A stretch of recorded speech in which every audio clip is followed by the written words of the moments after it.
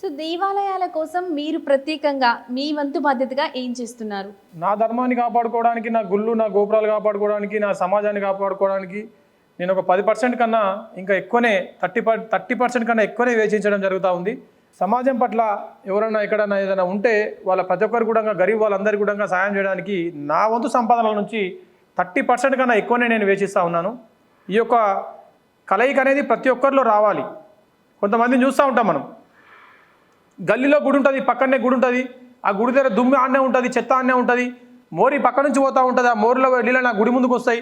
ఈడవాడు ఏం చేయడు, కానీ అక్కడ గవర్నమెంట్ నుంచి జీతం ఇస్తున్నటువంటి పంతులు ఉండి ఆడ నీట్గా చక్కగా అక్కడ పన్నులకి డబ్బులు వస్తూ ఉంటాయి, ఆడ పన్నులు శుభ్రం చేస్తూ ఉంటారు, ఆడ పంతులు ఉంటాడు, పూజ పునస్కారాలు చేస్తూ ఉంటాడు, అక్కడ సకల సౌకర్యాలు ఉంటాయి, ధూపదీప నైవేద్యాల కోసం గవర్నమెంట్ నుంచి కొంచెం డబ్బు వస్తూ ఉంటుంది. అక్కడ వెళ్ళి వీడు తిప్పుతూ ఉంటాడు, అంటే అక్కడ రుబాబు చేస్తూ ఉంటాడు. కానీ గల్లీలో ఉన్న గుడికి మాత్రము నయా పైసా ఇయ్యడు.